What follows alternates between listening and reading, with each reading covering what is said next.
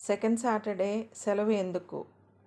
భారతదేశంతో సహా అనేక దేశాల్లో ప్రతి నెల రెండో శనివారం బ్యాంకులకు, ప్రభుత్వ కార్యాలయాలకు, కొన్ని ప్రైవేట్ కంపెనీలకు హాలిడే.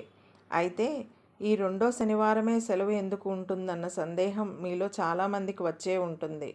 18వ శతాబ్దంలో ఒక బ్రిటిష్ అధికారికి ఒక అసిస్టెంట్ ఉండేవాడు.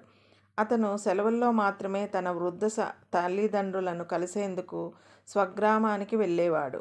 కొన్ని రోజులకు అది కూడా కుదిరేది కాదట. దీంతో అతని తల్లిదండ్రులే కొడుకును చూసేందుకు వచ్చారు. ఈ విషయం తెలుసుకున్న బ్రిటిష్ అధికారి ప్రతి నెలలో రెండో శనివారం అతన్ని స్వగ్రామానికి వెళ్ళటానికి సెలవు ఇచ్చాడట. దీంతో అప్పటి నుంచి బ్రిటిష్ ప్రభుత్వం అధికారికంగా సెలవును ఇవ్వటం ప్రారంభించింది. స్వతంత్రం అనంతరం కూడా భారత ప్రభుత్వం ఈ సెలవును అనుసరిస్తూనే వస్తోంది.